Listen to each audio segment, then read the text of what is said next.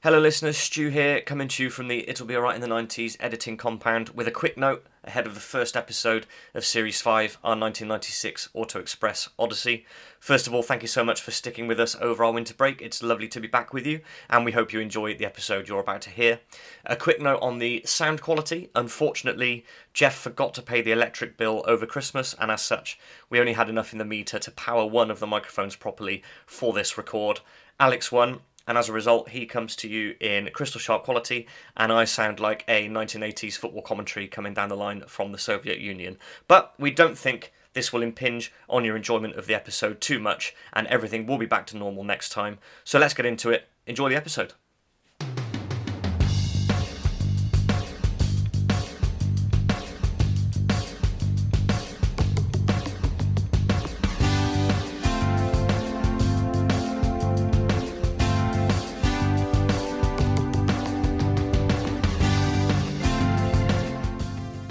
Hello and welcome along once again to It'll Be Alright in the 90s, the podcast with ABS, central locking and a mobiliser fitted as standard, and only two careful owners, both of whom were vicars and only drove it to church and back. I'm Stu Joslin and I'm ready for a full respray. Joining me as always is Alex Greenwood, who's been clocked 3 times. And Alex, are we back for another year of 90s nostalgia?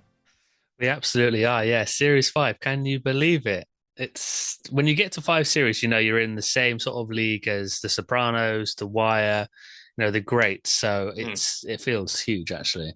Yeah, they're going to start releasing or thinking about releasing a box set of our material soon, aren't they? Absolutely, yeah. And if you think about The Simpsons as well, very much still in the golden period here, aren't we, in Series 5? So plenty more great series to come. I think if we get to Series 10, then you can start worrying as the listeners in terms of quality. But for now, yeah, we're still in the heyday. Yeah, the drop off's bound to come in a few years' time. Definitely, we can't keep this pace up, but enjoy it while it lasts. And yeah, Jeff, if you are listening from a merchandising point of view, do what The Simpsons did: release them season by season on DVD for the more money. Yeah, Yeah, and do the special themed ones as well. So like, mm. it'll be all right the 90s at the movies, or it'll be all right the 90s. I don't Sports know. Day. Yeah, Yeah, Sports brilliant. Day. Yeah, yeah, Although why we'd be being released on DVD, I'm not sure because obviously we are not a visual format. I mean, you and yeah. I talk to each other on the through a video format, but we're not one of these visual podcasts, are we? That there's really not much to look at when you and I are talking to each other. No, it's true, but it has been suggested actually by more than one of our listeners. I mean, actually, no, just one of our listeners who has, picked up on that trend for the visual podcast Mm. and how popular they're getting, and suggested that we do the same. So, maybe it would save us on the editing a bit, wouldn't we? We could just put it all out and not worry about editing all the fluff out. Yeah, but then I'd have to put proper clothes on and have a shave and things, and you know the way I like to roll up to these things. Yeah, you have to take some of those flags down in the background as well. Oh, yeah, please don't mention those. Yeah, I think I'm going to have to use my power of veto on this and say that we're going to stay strictly audio for the meantime. That might come as sad news for our sponsor this evening, who might have hoped for a more visual advert than this. But here we go with an audio readout for our sponsor this evening from KP Snacks. It's Frisps. Listeners can quote the code ALRIGHT90s to receive 25 pence off the retail price of a multi-pack of Frisps at participating retailers. So many thanks to our sponsors this evening, Frisps from KP Snacks. It's not a crisp, it's a frisp. Can you please remind me what a frisp was?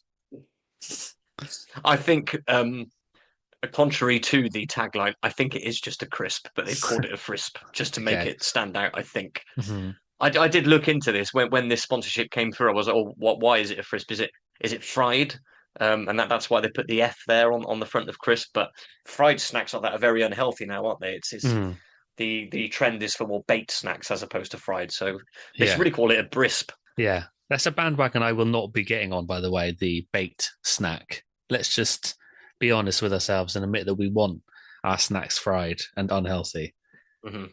I was about to ask if you've ever tried a Cheez It though, but I don't suppose you have you? No, I haven't. Are they baked? No, Because they're everywhere. They're massive. they are baked, and I think if you ever did try a Cheez It, I think you might change your mind. Oh, really? Oh, okay. Oh, dear. You're a big fan. They're pretty much all I live for. Cheez Its in this podcast. Well, we'd have them on as a sponsor if only they were of the right era. I asked wife of the pod, Beth, over Christmas if she thought I'd maybe imbibed a little bit too much alcohol over the festive season. And she said, Stu, I never worry about you drinking yourself to death. What I do worry about is you gorging yourself on Cheez-Its to death. I thought you looked a little bit yellow today, a bit jaundiced. Well, no, that's just the camera. I think there's a bit of dust on the camera. That's all that is. And the Sunny D. Time then for our first look at the bulletin board and our first rifle in the postbag of 2026. Alex, what have you got there that's been submitted by the great and the good over the festive period, over our time off air? Well, we've had an update from the lodge, which actually came in before Christmas, but there was a gap in our recording schedule, so it's only just being read out now. It's that whole thing with the PO box being registered in Jersey as well, and that delay doesn't help. Yeah, there is always a delay with all of your messages to the pod, partly because of the PO box in Jersey, but also partly because I just never check the emails, which I've always been very open about. Right, so this is from Dad of the Pod, and he says, "Good news. We finished refurbishing the visitors bar after Alex's unfortunate Wincarnis overdose. We managed to get a national lottery grant which just about covered it. The Grand Committee agreed that Alex can be allowed back in the lodge as long as he is accompanied at all times by a member of the Discipline Committee. Stu playing at the lodge would be great. Is he familiar with the Vera Lynn and Cheeky Girls songbooks? Also, he can play quietly so he doesn't disturb the older members who like to stretch out on the settees in the ballroom in the afternoons. Not a lot of money in the entertainment budget, but definitely something towards expenses. A couple of glasses of Wincarnis and the sausage roll would be provided." So there you go. Would you be up for that, Stu? I think I would. I've certainly played worse venues for less money, I would say. So yeah, definitely. Dad of the pod, please do get in touch. Feel free to make me an offer, send me through some contracts to sign, and we'll see what we can do. I am, of course, more interested, Alex, still in the fallout from your Wincarnis episode before Christmas. Have you been back at the lodge, and which of the discipline committee, if so, has been the lucky one who's been accompanying you into the lounge bar? I haven't been back yet, actually, because I just wanted to let the dust settle a little bit and let the paint dry on the redecoration of the lounge bar. But I will be back as soon as possible in the new year. I'm a little bit worried about who will be accompanying me around the premises. I have a horrible feeling it's going to be Sheila Bowden-Hill, but we'll see. And are handcuffs going to be used? Well, not if I keep on the straight and narrow, I would hope. No, I suppose not. But I just get the feeling that the discipline committee would really want to keep a close eye on you. So it might Yeah, be a sort of prisoner and escort situation. it could be. Yeah, yeah, yeah. Might be a spitz hood involved. You'd be rushed in under a blanket like people going to court used to be. Yeah, yeah, yeah, yeah. Yeah. Well, why don't we try and line this up? I'll see if I can get a little show in the ballroom doing my Vera Ling songbook, and then Mhm. maybe you can come along and then we can do the double and do it together. See how it works out. What do you think? Yeah, break the ice at the lodge for Mm, 2026. I think so. Strength in numbers. You can join me for White Cliffs of Dover at the end. That'll get everybody Yeah, up and yeah, yeah. roused, won't it? That'll get him back on side. What have you got on the bulletin board, Stu? I've got one advert, one apology, and one accusation. Just the usual bag Yeah, then. we're starting strong. So as we record, we're looking at our recording schedule, and this first episode of the new series should be hitting your, I don't know, speakers, devices, your ears in general, just before we host our next 90s night at the official pub of the pod, the Three Crowns in Chippenham. That is on Valentine's night, Saturday the 14th of February, 7:30 p.m. kickoff. So if you are local to Chippenham and you feel like coming down and spending the night with us as we deliver some top 90s tunes for the evening, do come down and say hello. It'd be an absolute pleasure to meet any listeners who want to come down and join us. Yeah, it's going to be a great night for sure. I've decided this year I am going to have a 1 hour West Coast gangster rap special for the first time. So come down if you want to hear some Dr. Dre, Dog Pound, Snoop Dogg, Ice Cube, all the classics, a DOC, of course. So yeah, come down if you're feeling like you need some romantic West Coast G Funk in your life in 2026. That's going to be the 1 a.m. to 2 a.m. slot after I've certainly after I've gone home. I'll be doing a 1 hour slot of your Jimmy Nails, your Mr. Blobbies, your Cliff Richard, that sort of thing. The thing that we would normally regard as decent, honest 90s fare on the podcast, that'll be much earlier in the evening. Mhm. So yeah, Yeah, we'll both have our hour slots, won't we? That's the way we've decided to yeah, work it this time out. yeah, yeah. Speaking of 90s music, I must apologise to our resident pop music expert, Joe Barter. regular listeners may recall that he was the inspiration for our comebacks episode that we recorded before the end of the year, where we discussed John Frusciante, Eric Cantona et al. What I completely failed to mention was that he was inspired to suggest this for us because he'd been listening to a lot of the singles and albums that had been released by Madness in the 90s after they had come back. I think one of the songs was called Love Struck. I remember that being on the radio quite a lot in the late 90s. And I just wanted to apologize to Joe for not mentioning that on the episode and making a bit more of it, because Madness's output in the 90s was really, really very good and up there with their classic period in the 70s and 80s. So apologies to Joe. And if anybody's looking for some new 90s music that they haven't explored yet, then definitely go and look at that period of the Madness back catalogue, because it is superb. Any decent 90s Christmas presents, Alex? I did, of course, get a couple of very 90s presents from you yourself, which I posted on our Instagram. So anyone who checks that would have seen that. The best of, I think, of Robson and Jerome on CD, and a. Sorry, I'm just turning around to actually read it. I can't remember what the title of it is. I think it's a week in the life of Brian Gunn, or a year in the life of Brian Gunn, the legendary Norwich City goalkeeper of early, mid, and late 90s. So I'm looking forward to reading that very soon. I did also get a book from Brother the Pod on 90s gangster rap, which has prompted this special hour in the disco. So I'm looking forward to reading that as well. What about yourself? I do like to theme any gifts that I buy for you in particular. I do like to try and theme them around Brian Gunn, if at all possible. The clincher for me was that it was Gunny, A Year in the Life of Brian Gunn, forward by Ian Botham. I mean, what more could you ask for? Yes, yeah. I didn't know those two had any sort of connection, but I'm looking forward to reading that forward and finding out what the deal is. For me, at my end, 3 words: Krusty Burger Lego. Oh, nice. I've had such a time, Alex. And of course, when you come to visit Chippenham next month, you'll be able to see it in all its glory. Mm-hmm. It's absolutely brilliant. The wife of the pod, Beth, did an absolutely fantastic job. I must have highlighted in hope rather than expectation that might be a suitable gift idea for me if she was looking for something for Christmas. And it's absolutely brilliant. I've had such fun building it. I'll have to put some pictures up as well, because it's a very, very good set, and I think it's going to become very collectible in the future as well. So just like my extensive collection of 90s Aston Villa shirts, it's only going to increase in value. It's an investment. It's an investment in our futures. Never mind the mortgage. Don't worry about that. One final thing, I'd like to talk about something that hasn't been submitted to the post bag, if I can. I'm not entirely sure we've done this before, but the silence from our regular Teenage Diary correspondent, Teresa Stenson, after we had spoken about her potential links with the Lodge on our last episode before Christmas. The silence is deafening. What can I say? Normally, when we release an episode, Teresa is in touch with some great correspondence about the content of that episode, but she's been conspicuous by her absence from the post bag, and I can't help but think that something is going on in the background here. Why would she suddenly stop talking to us after we'd mooted the idea that she was getting closer ties in at the Lodge? Someone or some persons have something to hide, it would appear, because she's had plenty of time to message in, because this has obviously been our inter-season break. But as you say, absolutely nothing on the doormat when we came in this morning. So I don't know what's going on there. 2 words: brown envelopes. Well, no, 3 words: brown envelopes and Jeff. Yes, yeah. You have to suspect that Jeff has got his snout in this affair somewhere. Well, we'll wait and see how this develops. But Teresa, if you want to come out and defend yourself, please do write in. We'll give you your right to reply on the next episode.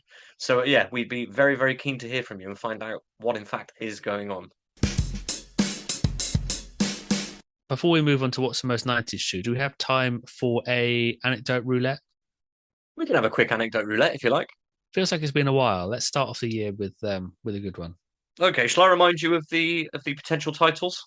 Yes, please do. Okay, so we've got Rings in the Sand, The Man with a Salt Packet on His Bum, The Inflatable Chair, Disco Theft, The Hot Air Balloons, Caution Sharks, or The Day the Tooth Fairy Turned Up Late. I think in honor of our upcoming Valentine's disco, let's have what's it called? Disco Theft. Disco Theft, yeah let's have that. Yeah. Okay, so this goes back to my days at primary school. It must have been an end of term day at primary school because we had a disco put on in the school hall. I think for everybody. I think not just for our year group. I think for everybody who was there. One peculiar thing I remember about this is that it actually happened in the daytime. It didn't happen in the Hmm. evening. Like we didn't go home and get changed and then come back in like we did for most of these events. It actually Yeah. happened during the day. Like we were given the afternoon off lessons basically. And I remember the doors were shut in the hall and the lines were drawn down so that it could get dark in there. And this DJ had obviously been hired in for the afternoon. And everything was going swimmingly, as I recall. And then all of a sudden, the music stopped, the house lights were switched on, and it was so disconcerting for that to happen. And you remember, like when you go to the cinema and watch a film at like 11 o'clock in the morning, and then you come out again and it's like 2:30 or whatever it is, and you suddenly remember, oh, it is light, and there's the rest of the day here. Hmm. It was a bit disconcerting to come out of the darkness and back into the light, as I recall. But the crux of the matter was that the DJ had reported to one of the teachers who was in the hall that a CD had gone missing. This is obviously the mid to late 90s. The DJ was running everything off of CD decks, and he had some CDs that were lined up ready to go on for the next track or whatever. And he reached for the next one to load it, and it had gone missing. Now, CDs, of course, in those days off the shelves weren't cheap if we're talking about CD albums or compilation albums. He clearly wanted it back, and the disco was stopped. And unfortunately, I can't tell you exactly how this ends. I don't remember if the CD is then magically, if the teacher says, right, okay, let's just have it returned, no questions asked. If it appears here in the next sort of 2 minutes or whatever, then we'll forget about it and no questions asked and everything will carry on. I don't think that it ended early and we all got kicked out um, for this act of mistrust by uh, presumably one of the rough kids. But I think the disco carried on. But yeah, just something that's always stuck in my mind is that we had this weird afternoon disco at primary school that was put on a hiatus for a few minutes because one of the DJ's CDs got stolen by a kid. Wasn't the greatest hits of Robson and Jerome, was it? And it all comes round and it all fits and it's all tied up in a neat little package. You've sold me hot goods here, haven't you? You're trying to put the finger of blame on me after all these Listen, years. it's been 30 years, but it's finally time for me to come out and admit. No, I think even then, I think even the biggest square in the primary school would not have requested what the Rosalind Jerome version of Unchained Melody. I just don't think it would have happened. Hello, listeners. We're just going to pause the episode here. Alex and I have just had a little board meeting off air, and we can't decide whether or not that story has been told before on the podcast. Alex seems to think he's familiar with it, but I might have told him that at some other time, not on the podcast. So if you have heard this story before, we are going to leave it in, but if you have heard the story before, we do apologise, and we won't tell it again. It's now been crossed out in my notebook, and that will not be brought up for a future anecdote roulette, but we just wanted to let you know that we are aware of the situation. And if you have heard that story before, we do apologise for repeating ourselves. You know when we said we were worried about the gradual decline of the podcast at some point? It's a long, slippery slope. That's it. Time now for What's the Most 90s. And this actually has come from a suggestion from Adam J. Fisher, the ideas man of the pod, who suggested What's the Most 90s goodbyes. But because this is the first episode of a new series and we're coming back, we thought, let's do What's the Most 90s hello today, and then we'll do goodbyes maybe for the next episode. So it's not directly Adam J. Fisher's suggestion, but it kind of is. So I just wanted to give him some credit where it's due. But Stu, what did you think was the most 90s hello? Just an idea. If our time is short on this podcast, maybe we could just hand over to Adam J. He's already the ideas man. He might as well present it. Yeah, it's cut out the middleman. Yeah, the quality would immediately then go back up. Everyone's happy. Yeah, I think Adam J. Fisher with Brother of the Pod, Adam, together, who do come up with 95% of the ideas for this podcast, they could just do it together and it could be called Two Adams or something. I don't know. I can't think of a title. Well, we can workshop the title. But yeah, maybe we can stay on as executive producers. Yeah, we could sell the franchise. Yeah, just move upstairs. It's too much like hard work. Yeah, director of podcast. I think so. Well, we'll talk about that. We'll talk about that. So what is it? The most 90s hellos. Okay, I Yes. think I can do this. I'm going late in the 90s here. In fact, I'm going to December the 20th, 1999. So you can't get Wow. much later. Mhm. But this is where, so I suppose technically this is more of an early 2000s thing, but it technically did debut in the 90s. So that's why I'm going for it. If I was to suggest to you that this is linked to a Budweiser advert, Yes. Okay. I also thought about this. Yeah, I know mhm. exactly what you're talking about. So Uh, I am, of course, talking about What's Up, and this was, of course, a commercial campaign for Budweiser that ran between 1999 and 2002. It debuted during Monday Night Football on December the 20th, 1999. So there you go. This was absolutely everywhere. It quickly became assimilated into all elements of popular culture. Do you remember Thierry Henry celebrating a goal with the Was Up celebration? Do you remember that? Kind of. Yeah. Yeah. Yeah, yeah, Yeah. yeah. Yeah, he had the sort of did the sort of phone thing with his ears with a teammate and then Mhm. did the was up celebration. In October 2000, there were a British duo called Shaft who released a song and video titled What's Up. It had a sample of You Can't Touch This, and that got to number 11 on the UK singles chart. So we've got a world-class footballer using it as a celebration and almost a top 10 single referencing this way of greeting people.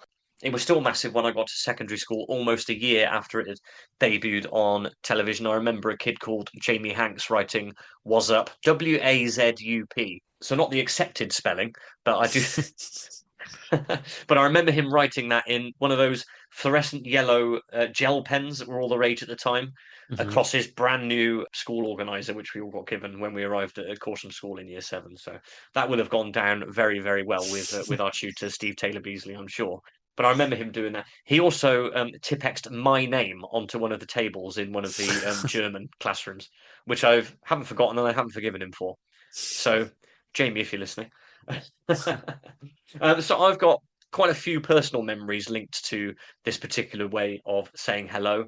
And like I say, it was really big in other areas of popular culture as well. So I've gone for the Budweiser "What's up" greeting. And a good choice. And as I say, was something that was definitely on my radar when I was looking for an answer to this. Well, for me personally, when I was at secondary school, so 96 to the end of the decade, the way we all greeted ourselves, no, with the way we all greeted each other, was just to say right, as in right, which is of course short for all right, which is in turn short for are you all right? So it was just the base sort of element of Mm. are you all right? And that's what everyone did, or all the guys at least. I'm sure the girls were probably being far more civilized to each other. But I'm not going for that because I don't think that is particularly 90s. That's probably just what guys have done before that and still do. Before you move on, Go on. when you said right the first time, I didn't imagine it as a shortening of all right. I imagined it as a more purposeful. Hmm. You walk into your room, see your friend, and go, right, what are we up to today? That All sort of right, I thing. Like see. that was Yeah, your greeting. So yeah, that was the way I saw it, and I could just imagine year seven Alex wandering over and doing that. But sorry, carry on. put my briefcase down.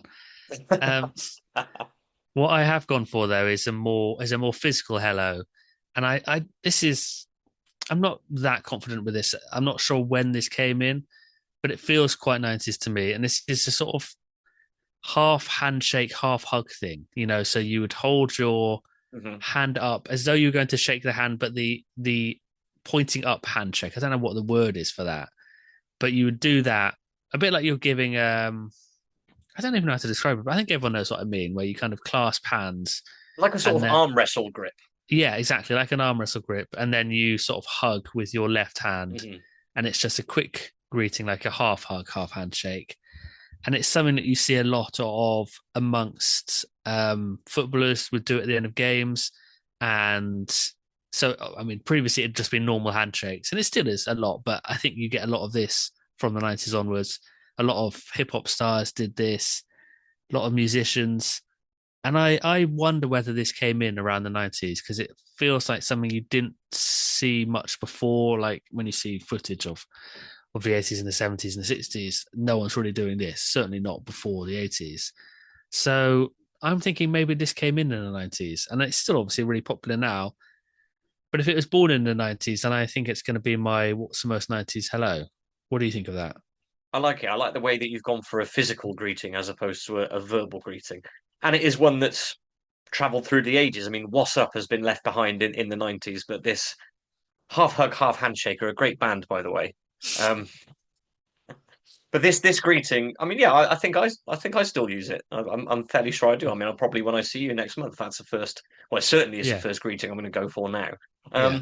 But yeah, I think you're right. It didn't appear too much before that sort of time period, and then after that, like you say, this greeting used by footballers and people like that, it then becomes assimilated into the culture, and everybody starts doing it. And I think it's still very much a 2026 greeting. So yeah, very strong contender also. Which are we going to go for? Because both, mine's quite tenuous because it's a bit experimental. I'm not sure Mm, exactly the dates. Yours is very, very late 90s. yeah. What we're going to go for? Well, I mean, you could do both, of course. You could do the physical thing whilst you're saying was up. I think that might have to be the answer, aren't they? It's either going to have to be both of them or none of them, I think. And we and Yeah. we put it out to the listeners for an actual 90s greeting. Yeah, yeah, let's do that. Let's say that's what we're doing. That's what we will be doing in person from now on. But we would love to hear from you listeners if you've got any better suggestions. Oh no, I'm going to be walking into a room, seeing you, and going, right, what are we up to? Well, you can probably tell from our ragged presentation of this episode so far that it is our first time back after a little while away. You can also tell this by the fact that we've completely forgotten to tell you what the episode is actually about. So we'll tell you now.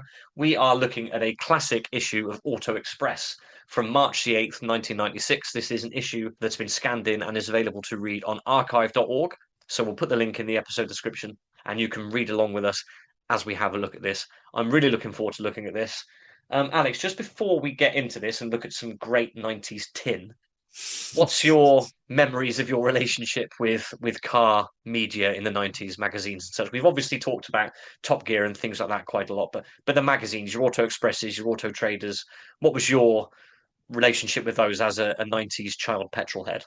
Well, the magazines I was reading were more motorsport magazines, so Autosport, F1 News, and there was another magazine which was quite short-lived, which I cannot remember the name of. I'd love to remember so I could look it up online, but it was sort of, I mean, I think it was aimed at teenagers, teenage boys specifically, because it had ladies in it, but also a kind of humorous look at Formula One and kind of slightly, it's a little bit lads maggie,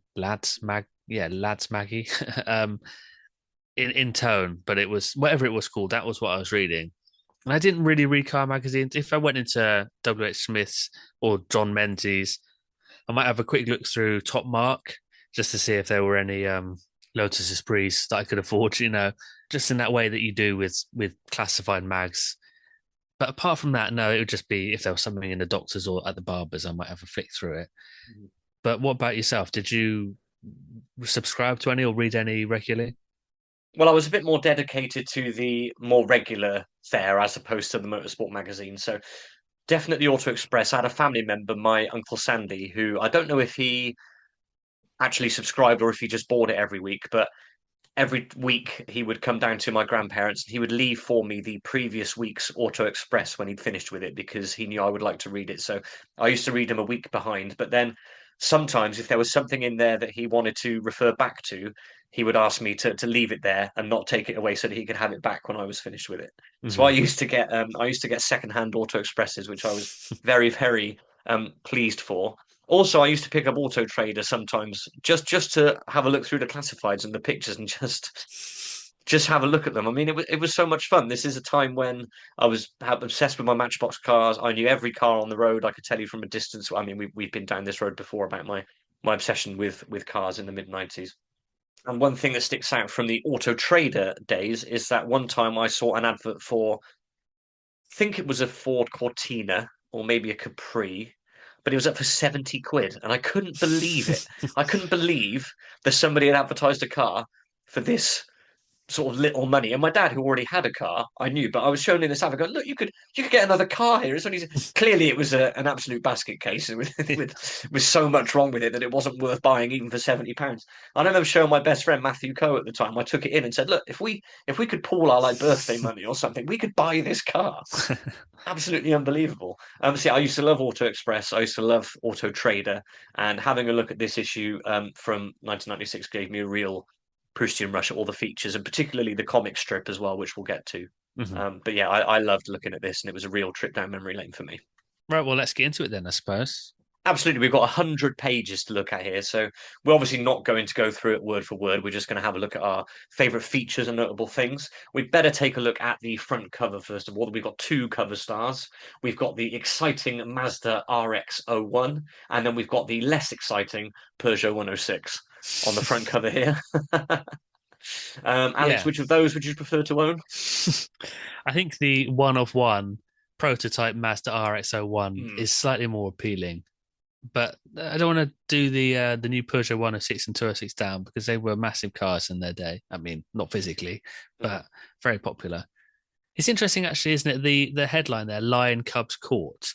You don't really hear Peugeots referred to as no connected to that lion scene just because their badge is a lion, Hmm. but it's not something that's ever really. There's no connection there anymore. I think if you saw that headline, you wouldn't know that was about a Peugeot. No, I don't think so. No, is Peugeot's badge even still a lion, and has it been? I think it's been sort of zoomed in slightly, hasn't it? And it's just the lion's head. I think Oh maybe, and yes, yeah, of it's not course the it is. whole Yeah. thing anymore. So that distinction has become lessened even further as time's gone on. My Mhm. favourite part of this front page, though, is definitely the headline: "Diesel disgrace. 1 in 2 is illegal." Mhm. And this is also Yeah, my favorite feature in the magazine as well, which we will get to. So there's lots yeah. to get into here, but a very exciting front page. What I would like to skip straight to, if I can, is page 4.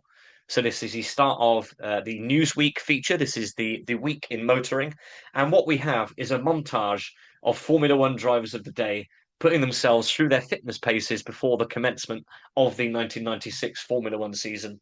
And Alex, we are greeted there with a fantastic picture of your all-time motorsport hero.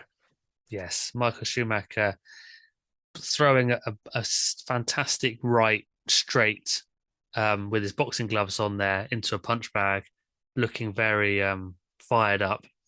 Schumacher, of course, being the person who revolutionized the world of fitness in Formula One and sort of completely changed the sport, and which helped him win all those world championships. But we've also got Damon Hill making a rather unfortunate grimace face there as he tries to lift not a massive dumbbell, it has No. to be said.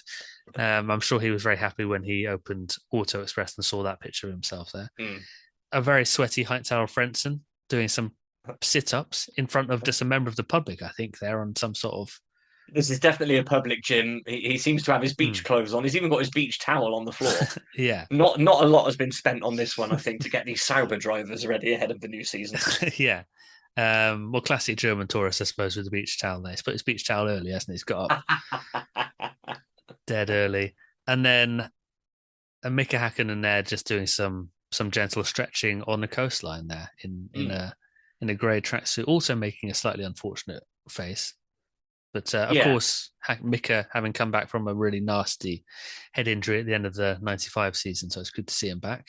Well, in the copy, it's described here as a smashed skull, Yeah. which is quite frightening, isn't it, really? Yeah. I think that's the medical term, isn't it? Yeah, you'll find that in Grey's Anatomy. Another thing here in the copy which caught my eye is about Eddie Irvine's resting heartbeat. Did you read this? Yeah. That's crazy, isn't it? 40 beats per minute. That's 1.5 per second. That's not enough, if you ask me. That is not enough, is it? That's not enough.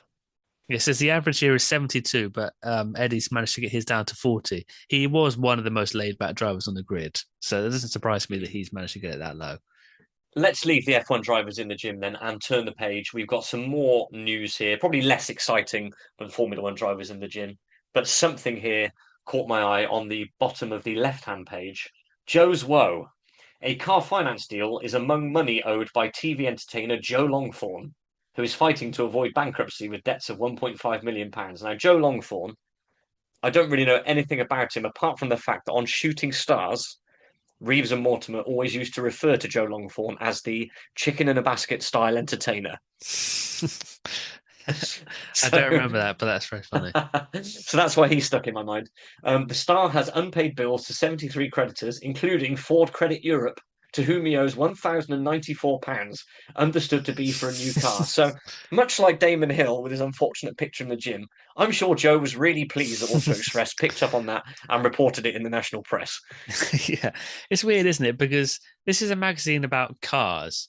Mm. But so who cares about this TV presenter who has got financial woes? It's just the fact that part of that financial some of his debt is due to Ford. That's the only reason that's in here. But it's not really car news, is it? It's just a No. weird little story to be in there.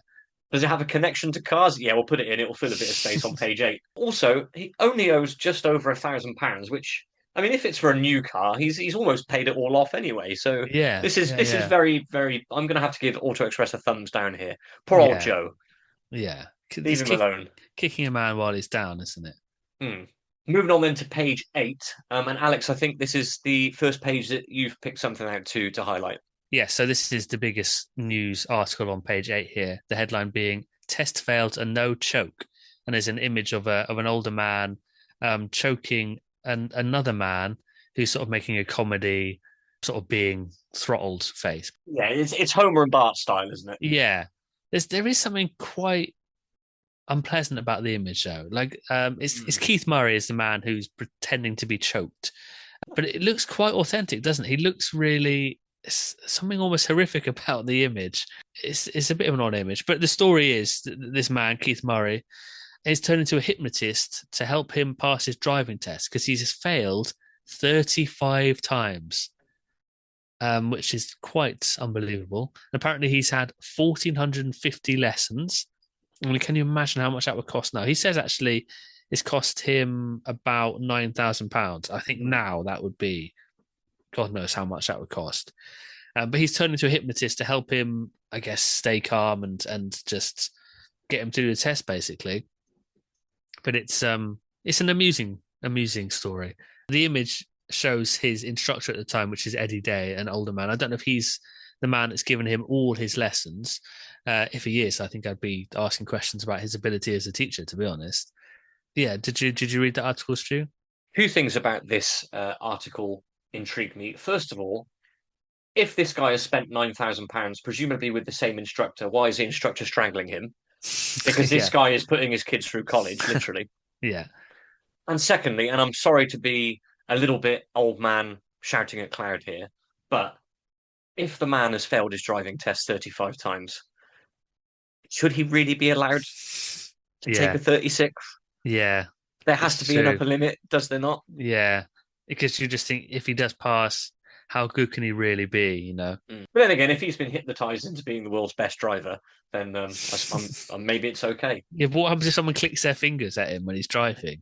He'll just snap out of it and drive straight off the road, won't he?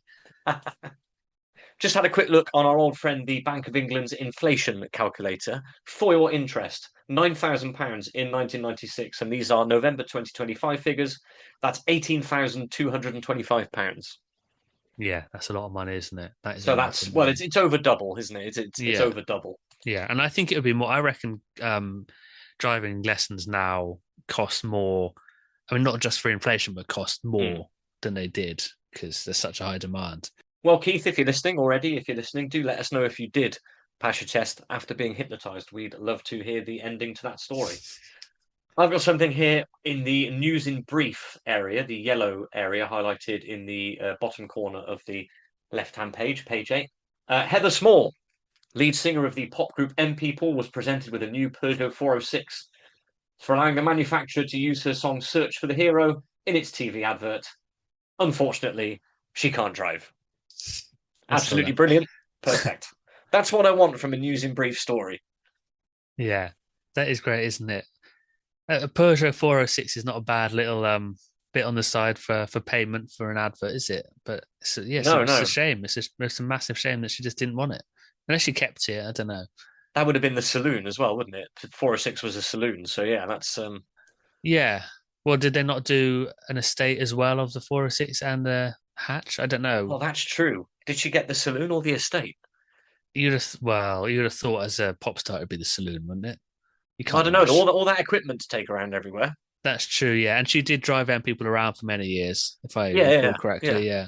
to gigs Um, in working men's clubs across the country. So there's a lot of equipment to take there. yeah, yeah. Well, where is that 406 now, I wonder? One more thing in this area. Liverpool police had to search for their own assistant chief constable's car after it was stolen by joyriders. The Vauxhall Senator, why is it always It's Vauxhalls? always it's always a Vauxhall, isn't it? Had been taken from behind the city's Philharmonic Hall. It was later found abandoned. So there you go, a little slice of life from Liverpool police there. But it's always a Senator or a Carlton, isn't it? It's unbelievable. Yeah. Those mid-90s Vauxhalls were really desirable. Yeah. A mysterious violin bow left on the back seat, nicked from behind the Royal Philharmonic. Sorry, I can't move on from Keith Murray here in this image of him being throttled. And now I'm thinking of him being hypnotized and him being great at driving, but he can't help but bark like a dog every time he sees a red light or something. You can only hope that the hypnotherapist threw something like that in Yeah. just for just for his own amusement. You can only hope. Yeah. We are going to have a look at the quick "We Asked a Question" sections with Terry Venables, are we not? Oh, absolutely superb. So he was just in the throes of preparing for Euro 96 at this point. This is March 96, so the tournament is about 3 months away at this point. I Mhm. was drawn mainly to the first question. What do you drive? A Daimler. It belongs to the Football Association and it comes with the job. A very nice part of the job it is too. I wonder if the England manager still gets a Daimler for their tenure. Mm. It's quite old school, isn't it? Yeah. But lovely. I don't know. Thomas Tuchel behind the wheel of a Daimler, the same Daimler you would hope. Yeah, the Daimler Sovereign on an F plate. It's just pootling around London. In the car park at Stamford Bridge to watch a league match, keep an eye on Yeah. some players. Oh, I think so. I think so. Did anything else catch your eye about this Um, interview? just that he doesn't seem like he's fully on board with this sort of questionnaire. Not that he's not on board, he just doesn't really have much to say, does he? Like, what was your first car and how much did it cost? He just says I had a small Ford, but to be honest, I can't remember which one or what it cost me. So not the most Hmm. illuminating answer for that question, is it really? Sorry, when he says a small Ford, it's got to be a Fiesta. Everyone knows that it's got to be a Fiesta. Just say Fiesta. What else could it be? But this is his first car, so Terry Venables would have been driving for the first time in possibly the late 50s, Oh, that's true. definitely the Yeah, 60s. So you may that's be true. looking at something like a Ford Zephyr or a Ford Yeah, Popular or something like that. yeah. You know what? Yeah. Yeah, I've let myself down there. Sorry to tell. That could mean anything. And the last question I enjoyed, how would you describe your driving style and do you have any confessions? I think I'm what might be called a quick driver, but I'm not about to make any incriminating confessions. Oh dear. Just turning over the page for me here. Don't worry, listeners. We are not going to do it a page after page like this. It just happens to be quite a lot of stuff right at the Mm. beginning of this issue. But my interest was piqued by Ron's costly takeaway on page 10 here. Car theft victim Ron McDonald was dealt a double blow after joyriders stole his car. Uh, I've just got the headline. I'm sorry, I've read this story a few times and the headline has just clicked for me. oh, Ron McDonald. Yeah, I hadn't thought of that either. Ronald McDonald. Well, who knew that Oh Ronald dear. Ronald McDonald drove a D-Reg Austin Montego, and it was stolen outside in Grangetown in Cardiff. The only thing, yeah, really was that stood out was the fact that he had a beloved D-Reg Austin Montego, and how jealous I Mm. am of Ron having that, because a Montego, right up there with my favorite cars of the '90s, I think. But the story just says that I think his car was stolen, and then crashed into someone else's car, and then he got a bill from the owner of the other car that his car had been crashed into, even though he wasn't driving it because it had been Mm. stolen. I would love to know how this turned out because we don't know. It's not resolved in this short article, but Yeah. that is bad luck, isn't it? The 15-year-old youth arrested after the crash was sent on a trip to Austria to help him turn over a new leaf. Broken Britain. I know. Ron 43 stormed, "This is ludicrous. I am not going to pay." There's a couple of things there. Who sent this 15-year-old lad to Austria to turn over a new leaf? Was that the police's policy, or was it like family or something? And then, secondly, this is the sort of horrific experience you get when you turn 40. Mm. Like this guy called Ron, who owns a D-Reg Austin Montego. You're picturing a very old man, aren't you? Like a grey haired, balding, maybe a flat cap, still wears a shirt and tie every day. But he's 3 years older than me, Stu. 3 years older than me. That could be me in 3 years. Oh man, it doesn't bear thinking about, does it? It really doesn't. Petrol Shop Boys at the bottom of page 10. So this is the Auto Express humorous cartoon. And this is based around two chaps who operate really anything the cartoon requires. So it could be a petrol station, it could be a recovery service, as is in the cartoon here, but any sort of motoring service basically that was required by the cartoon, Wayne and Colin would run it. I was really pleased that Petrol Shop Boys were in this issue of Auto Express because this is something that I remember really fondly looking forward to reading every week when I got hold of that week-old copy of Auto Express from my uncle. And I've been able to find no trace of this on the internet whatsoever. It's one of those things that I would look for every so often. But, I didn't know, I only knew the title, I didn't know the artist. I couldn't even remember the names of the two characters, but obviously here it's all come back to me now. It's drawn by Simon Cooper, and they're called Wayne and Colin. They're operating a recovery system here called Wayne's Crane, which is very, very good indeed. And this was just something that I really look forward to, and I'm really pleased to see it back here. And now, hopefully, with this extra information, I'll be able to track down some more strips. I'm looking forward to that. I do love comic strips in sort of niche Mm. consumer magazines like this. They're never going to be big things like Peanuts or Dilbert or whatever. But it's nice to see these ones. Quick mention on page 11 for the twin brothers who work for the Wiltshire Ambulance Service and are based in Trowbridge. So a little bit of Hmm. local interest for us here. They're even balding in the same place. It's Yeah, unbelievable how similar they are. It really is, isn't it? yeah, it is. It is. These are two paramedic twin brothers who had at the time been given the Queen's Medal in recognition of their long service. So well done, Michael and Colin. And if you're still around in Trowbridge in Wiltshire, um, all the best to you If you're listening, do get if in you're listening. touch.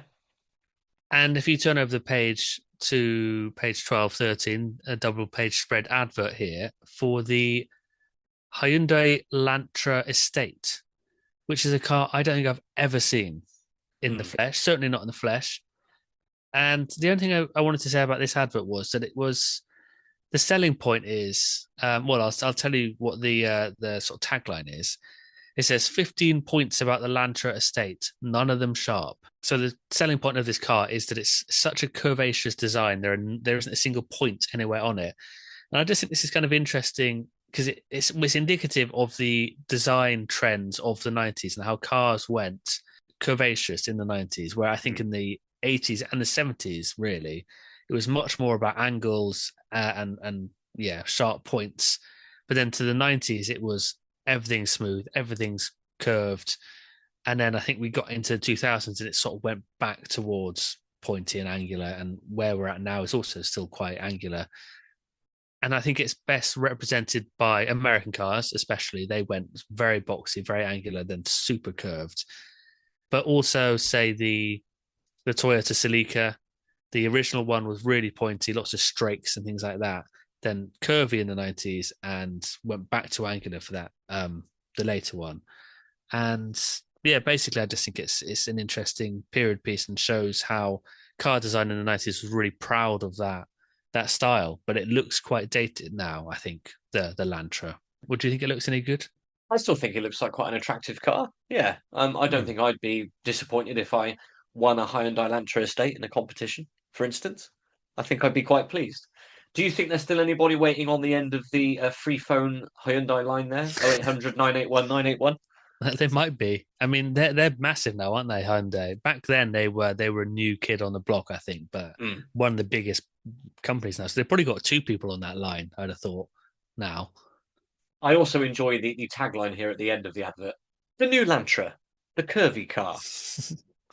Oh, you know what I've got, Jeff? Yeah, you won't believe it. I just gone down to the local dealer, got myself the curvy car. They wouldn't know what you were talking about, would they? No one would know what you meant if you said that. No, no, I don't think so. No. And if we're talking about our Jeff, he's an avowed Nissan Bluebird man as well. You might be pleased to hear, listeners, that we're moving forward a few pages now to page 21. And I want to talk a little bit about the red box in the bottom right-hand corner of the right-hand page, rumour and speculation. Now, this is Mhm. always good for a little look, and I want to have a look at the first and last points. First of all, a BMW Robin. The sales signs are up at Reliant, and bearing in mind BMW once toyed with the idea of a three-wheeled city car, this could be the perfect answer to save the quirky three-wheeler, according to insiders. What insiders? Who? I know it's nonsense, isn't it? They've sort of added one and one together and come up with seven.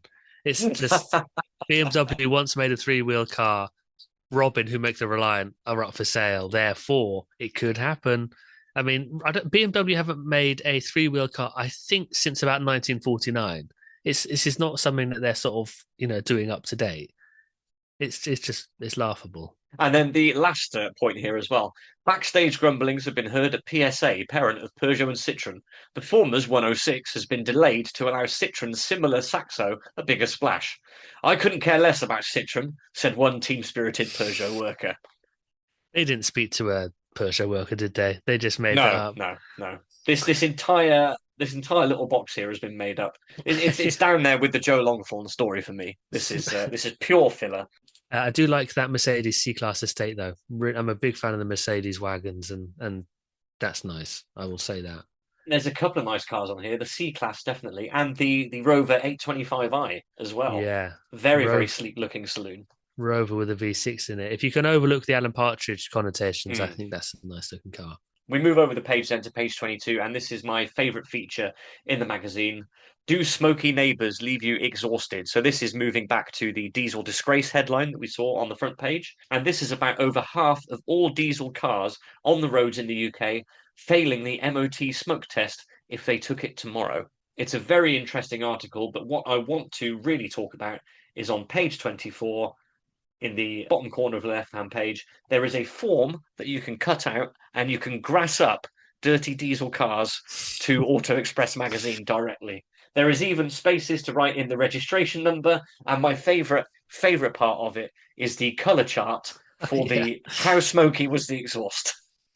You put a tick in it, I'm guessing, don't you, and send it off. Yeah. I mean, what are they doing with this information? Who are they reporting it to? Where are they sending it? Yeah, and it's a box here that says a tick box for did it have a blue tinge? And you can just put a tick in there if it did. And there's also here, if the vehicle is sign written, you can also grass up the company. Which company does this vehicle belong to? Oh, it's absolutely superb. There's a couple of nice Vox Pops down here as well. Yeah. Sean Stocks, who's a jeweler, says, I don't think I'd mind too much if my neighbour did report me for having a smoky exhaust. After all, it's my car and the fumes it produces are my responsibility. That's a very forward-thinking approach. I reckon he would, though, wouldn't he? I reckon Sean would be annoyed if his neighbour grassed him up for this. I think so. Trevor Dexter, who rather appositely is an engine reconditioner, says, I'm worried about how the emissions affect our health, especially because I have children. But I'd rather somebody talk to me about it than shopped me via a form that they cut out of that week's Auto Express. Yeah. There's the inside story on dirty diesels. But then really, I mean, at the end of this article, it's a double whammy because across the page, we've got a superb advert. Yes. It's Michael Schumacher's second appearance in this issue of Auto Express. And Alex, are you sending off your £49.99 to get your hands on this collectible? I have already printed this off and cut it out and sent it off. Absolutely. Mm-hmm. This is a thing of absolute solid gold, 24 karat beauty. This, it's a die-cast replica of his 1995 World Championship winning Benetton Renault in 1/18th scale. I actually have one of these. I've got one in the 1/43rd scale. Mm-hmm. The same car. It's made by Mini Champs. I think it's the same production company. It's a company in Germany. It was the first model I ever bought from Bath Model Shop, I think it was called. It's just called Bath Model Shop, wasn't it? We talked about it before on the yeah, I remember it shopping episode, yeah. Which cost me, I think, $16.99. Still have the price sticker on top of it. It's the sort of thing you buy when you're young and you think this is going to be worth a fortune in the future. But of course, that's what everyone was thinking. The whole point of models and diecast is that you keep them and they're collectible. And the current price on eBay is about £2 more than I paid for it. So I will be keeping it. But it's as I've said on the episodes in the past we've done on Formula One, it is one of my favorite F1 liveries of all time. It was the first season I got into Formula One. It's the first season I got into Michael Schumacher. So it's a very significant car for me, and I'm all over this. Absolutely stunning. Let's not forget, you can also get a replica of his helmet for just an extra £9.99. Don't confuse this with cheaper plastic copies. No, I mean, I wouldn't. I do have a die-cast model of his helmet already, so I'm one step ahead of these guys.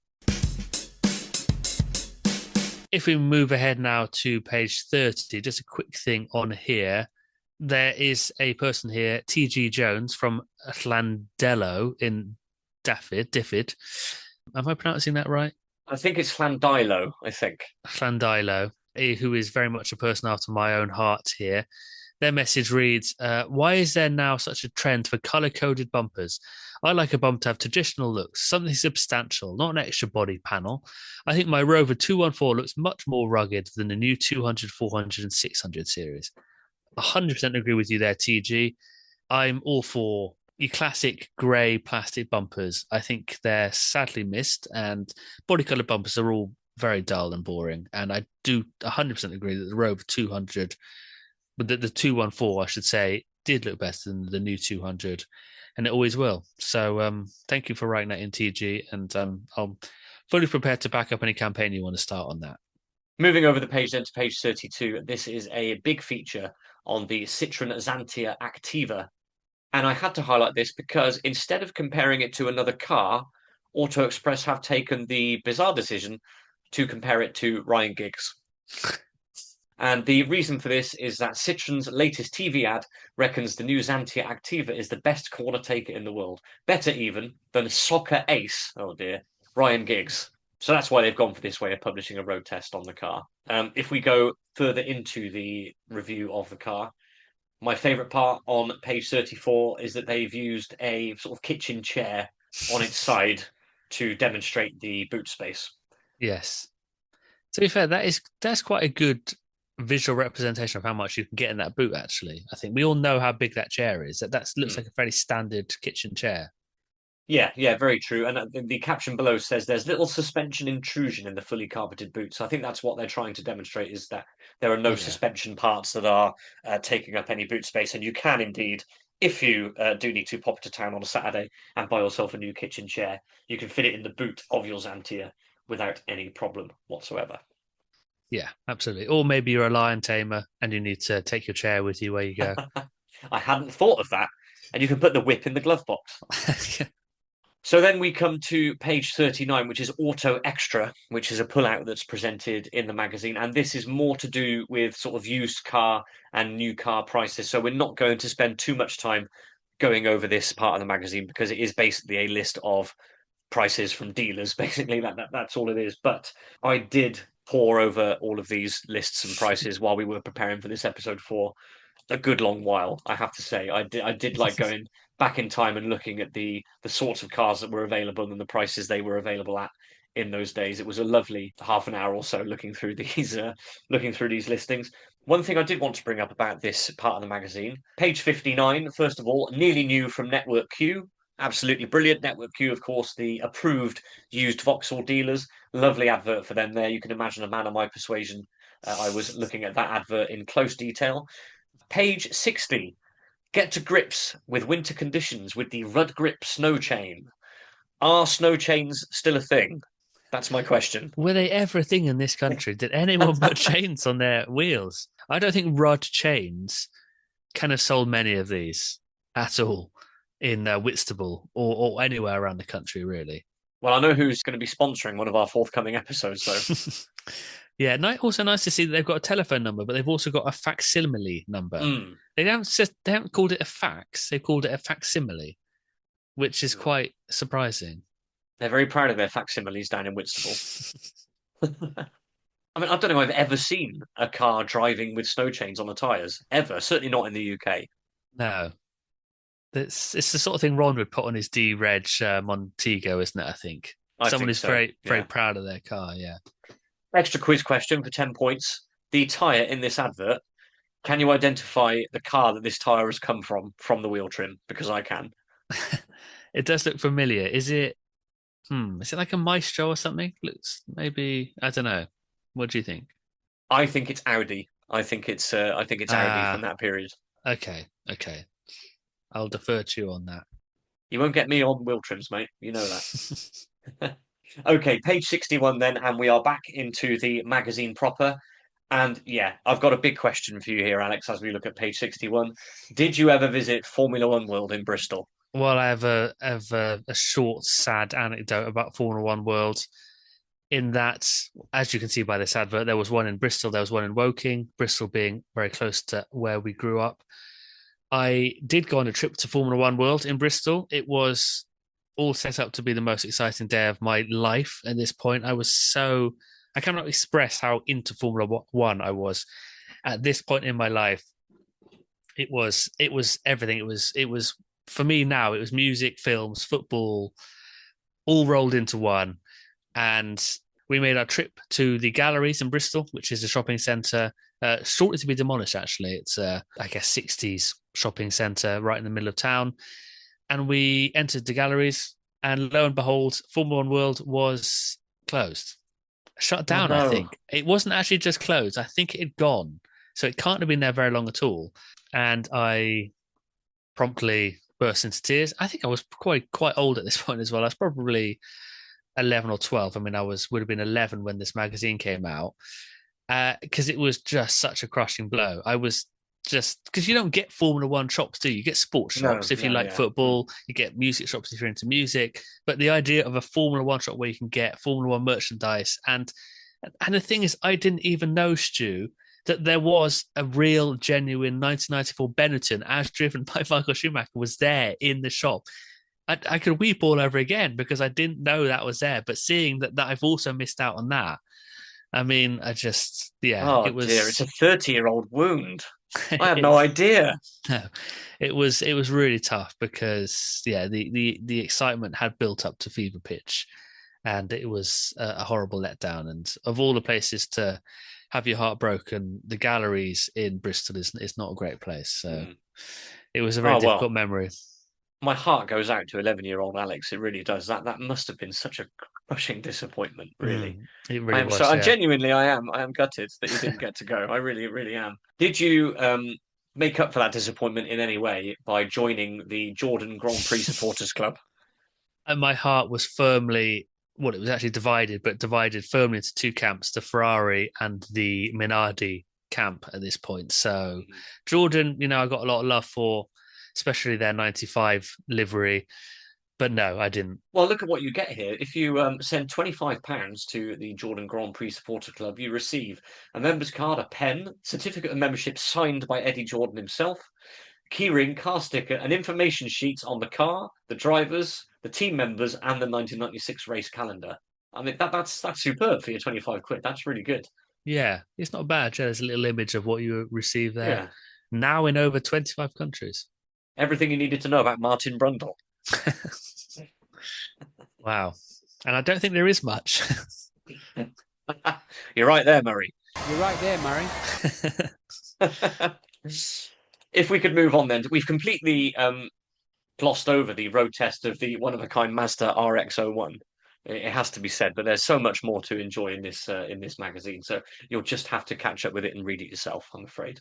Mhm. Page 65, win a Rover 100 Kensington SE. Yes, please. Where do I sign? How do I enter? Well, again, this is Auto Express asking you to get the scissors out because you have to collect tokens from successive issues of the magazine to then send in and say, Mhm. I've bought your magazine 3 weeks in a row. Can I enter the competition? I was very interested in this because a Rover 100 was my second car. It was the Ascot trim in Oh, maroon. We've wow. probably covered this before on an R plate, but it really, really wasn't that much different from the N plate. It's a very, very similar car, and the little inset there of the dashboard brings back so many memories of driving my little Rover 100, even with the little horn button there in the middle with the Rover Mhm. crest on the steering wheel. I noticed with this Rover 100 Kensington, apparently it's big on extras. It comes with distinctive wheel trims and tinted glass. Distinctive wheel trims. It's not a massive claim, is it? You can't actually Mm, see them in this photo. no, but as I've said, I'm a sucker for a wheel trim, so I would definitely be entering this competition. Don't forget the 5-speed gearbox and high quality stereo cassette player. And there's even a rear wash wiper, so you can see out the back. What more could you ask for? All the people you're overtaking at 65 miles an hour. Can we look on the page opposite, We please? certainly can. So this is a feature on it's about Ford actually providing their cars for Legoland. There's also an image of the Imps, which is a motorcycle display team. performing a rather daring stunt here, which they're all piled up on this motorbike. I don't know if people can imagine a motorcycle display team and what they did. But it got me wondering about motorcycle display teams and whether you saw them anymore. It seems like very much something from the past. I remember seeing one or two in my youth. I have some more photos of us at some event, some fete or something where there's a display team. But I've not seen one since, I don't think. And I did some research, and it turns out the Imps, which is the name of this group here, which is actually it's like a display team for kids, I think aged between 6 and 16. So it's properly young kids doing this. I mean, a 6-year-old doing this is quite shocking. But apparently the Imps, as of only a few months ago in September 2025, were still going, but have sadly had to pull the shutters down on the business for various reasons. So they had been going for many decades, and it's very sad to see that they've gone out of business, because they were a charity that was sort of supporting kids. But there are still a few display teams going that I came across in my research, so they do still exist. I'd love to see one day in the future. Do you have any experience of any motorcycle teams or display teams? I don't think I have, unfortunately. No, sadly. I'm looking at the person in the picture here at the front of the bike who's on their back, leaning over with their face towards the camera. Yeah. I mean, if that goes wrong, Yeah. they're the first to go, aren't they? Really? I mean, Yeah. this is They're sort of acting as a front mudguard there, aren't they, yeah. on that bike? I don't know if they've intentionally dressed up to look like the Royal Canadian Mounted Police. Yeah, it's quite a striking image. It feels quite quaint. Memories of due south. Yes, everywhere I look. So just after the motorcycle display team, then I did enjoy the review of Hot Cars that starts on page 68. My favourite of these is definitely the Rosso Red Alpha 145 Cloverleaf. I'm not going to accept any dispute on that fact. Page 76, another review, at this time of sort of anti-car crime products. And it looks like it's focusing on film that you can apply yourself over your sort of car's windscreen and windows in order to stop thieves from smashing the glass to get in. I don't know about you, Alex, but this just brought back lots of memories of the windows of our alma mater, Corsham School, being coated in similar film over the course of a summer holiday. And then when we returned, all this film was on the windows. Within about 3 months, it was peeling off. Kids were just peeling it off from the edges, and I think a lot of money was wasted there. Yeah, someone had been reading Auto Express clearly and I thought think they were so. onto a good thing. Page 80, we've got Ask the Experts. This is very quaint. I really enjoyed this. This is people who have problems with their cars, some of which are quite old by this point. And there's no internet, of course. They've looked in the Haynes manual, they can't find the answer. So where do you turn? You write into Auto Express. There's some brilliant stuff here. I can hear a vibrating, buzzing noise from the dashboard of my 1993 Mondeo. My 1989 Rover Vitesse Auto has a cold start problem. The suspension on my 1990 Nissan Bluebird 1.8 has never been very good, but lately it's been much worse. This is a letter from Jeff. I can't believe it. Yeah, it is nice, isn't it? This the idea of writing into a magazine for help. Very, very pre-internet energy. And then on a similar bent, on page 81, we've then got the Auto Express troubleshooter. And this is people writing into the magazine because they've had problems with dealerships or they've had problems with used cars that they brought. My favourite part of this is the one in the bottom left hand of the page under the headline, Goodbye, Dud Bye. Now, there are two things that I like about this story. First of all, it's about a second-hand Vauxhall Cavalier estate, which obviously piqued my interest. Love it. The name of the owner of this Vauxhall Cavalier estate is Ian Cakebread. Yeah. That is a great surname. He's making me hungry just reading his name. Our letter helped Ian Cakebread out of a terrible Cavalier deal. Well done, Auto Express. I'm sure Mr. Cakebread was very, very pleased that you stepped in to help him out on his behalf. Moving over another page then, a quick look at the upcoming television for the week. This is all your motor racing and car-related programs. My favourite part of this is that they have highlighted at 2 o'clock on Saturday, March the 9th, Carry On Cabby has been highlighted as the film of the week. Yeah. I mean, they can only pick films that have something to do with driving in them. So really slim picking, you should have thought, especially if they're coming up with that as their number one. Well, I don't know. I mean, you've also got the yellow Rolls Royce is on at 10 10 to 3 on BBC Two. So that's probably a bit more along the lines they were looking for. But yeah, Carry On Cabby, they're always nice to see the Carry On films getting a look in. Night Riders on West Country at 2:55. I don't know if that's because it's only on in the West Country, or there's actually a spin-off of Night Rider called West Country Night Rider, which is a bloke driving around the fields of South Gloss on a Massey Ferguson or something. I don't know. Look over there, Michael. There's also a competition here, a little competition in the corner of the page for a BTCC Cavaliers video, the full story of the BTCC Oh, Cavaliers. I you would definitely have been be entering all this as well. over that like a peanut butter. It's a Sorry? new phrase I'm coining. Okay, we're going to On it popularize like a it. car bonnet, I Lovely. should have said, shouldn't I? And then as we move to the end of the magazine, we're in the last few pages now. We're back in motorsport, but this is more motorsport news now. So instead of a preview at the front of the magazine, we're now looking at what's been happening in the past week. There's a big article here on John Bincliffe, who's just made the huge step up from racing Ford Fiestas to sign as the second driver for Audi in the British Touring Car Championship for that season, alongside Frank Bieler, the German driver who went on to win the Mm-hmm. championship in 1996. Unfortunately, it didn't really work out for Bincliffe in the Touring Car Championship. He got a bit of a reputation as not being a very experienced driver and therefore crashing quite a lot. Mm-hmm. I did have a look on Instagram actually to see if I could find him because I thought he might make a good guess for the pod, but he doesn't seem to have an Instagram account, so he's dodged a bullet there. Well, as ever, John, if you're listening. On page 98, did you see this? The news story of Jordan, the aforementioned Jordan F1 team, signing their sponsorship deal with Benton and Hedges, which was obviously a huge deal for them and a massive moment in 90s Formula One livery history, I'd say, when we first got the yellow Jordans, which was the color that they became so synonymous with for the rest of their time in the sport.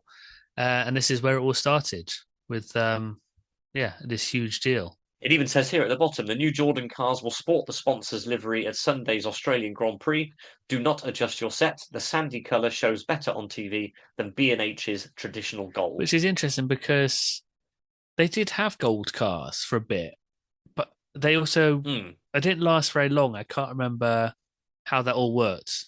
Well, the main thing I that opening race in Australia was Martin Brundle almost killing himself in that insane shunt, I should say, in the Jordan, which was has gone down in history as one of the biggest crashes ever. And I remember Murray Walker saying that he thought he died because it was such a dramatic impact, but he walked away. Testament to the strength of those Jordans.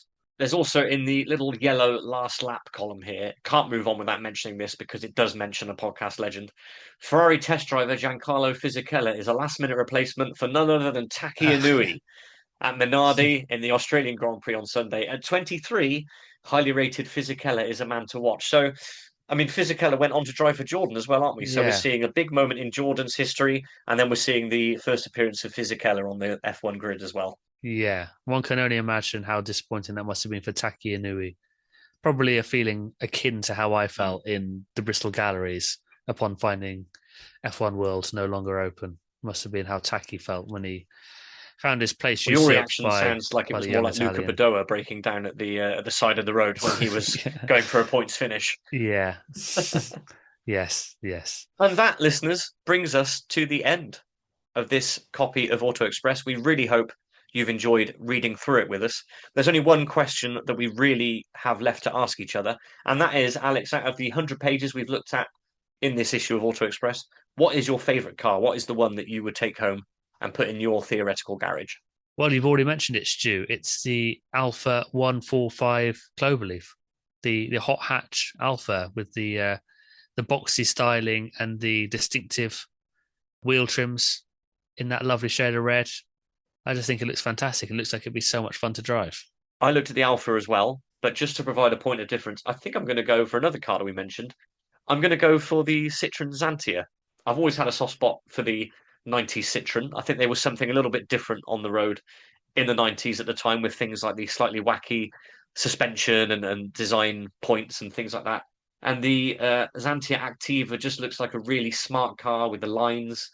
and it looks really comfortable inside. And I do like the fact that I could take my kitchen chair on a road trip with me as well in the boot with no problem at all. So I think lining up alongside your Alpha, I'm going to go for the Xantia. A very sensible choice. Well, there we go. Auto Express from March 1996. I really, really enjoyed looking at that, Alex, didn't you? Yeah, it was a lot of fun. Really nostalgic looking back at the automotive scene back in the mid-90s and seeing what was new, what the new developments were going to be, what was going on in Formula One, and yeah, just to see what the design style was like back then. It was all really interesting.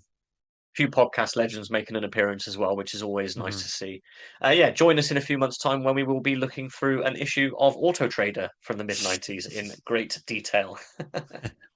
I'd love that. Well, it's lovely to be back with you. Thank you for sticking with us during our winter break. We are pleased to announce that we're going to have a guest who is quickly returning with us for the next episode after having starred on our Christmas episode. As per usual, we'll be welcoming our friend Catherine back onto the show next time, and we're going to be doing a long overdue episode on girl power. Yeah, that's going to be a really good one. It's something we've been trying to do for years, actually, and it's about time we did it. And I think Catherine is a great guest to have on for that. So I'm really looking forward to it. Yeah, can't wait. We really hope you can join us for that. If you want to get in touch with us about anything that you have read in a recent issue of Auto Express or anything else we've ever talked about on this podcast, please do so using our link tree, which is linked to in the episode description below. We would love to hear from you. Yeah, please do get in touch about Auto Express, cars of the 90s, anything at all we've ever spoken about on the podcast. We would love to hear from you. Do get in touch with your What's the Most 90s if you'd like us to discuss those. And also, our Most 90s photo competition is still open as well, isn't it? Mm-hmm. Most nostalgic photos from the 90s. We want more entries, so please do send them in. And of course, our ongoing phone ins, as it were, your 90s receipts. And was there anything else we have that's going on like that? Stu, is that just that I'm thinking of? I think that might be it, yeah. Yeah. Your 90s receipts and your nostalgic photos from the 90s. That's what we want. Yeah, do phone in. I mean, you might get us, or you might get a brochure for a Hyundai Elantra estate. Just don't know. That's about it then. Thank you so much for listening. Until next time, it's goodbye from me. I'm just off to take my 36th driving test. And it's goodbye from me. I'm just off to see if Formula One World in Woking is still open. Oh, I really hope for your sake it is. Goodbye. Ta-ta.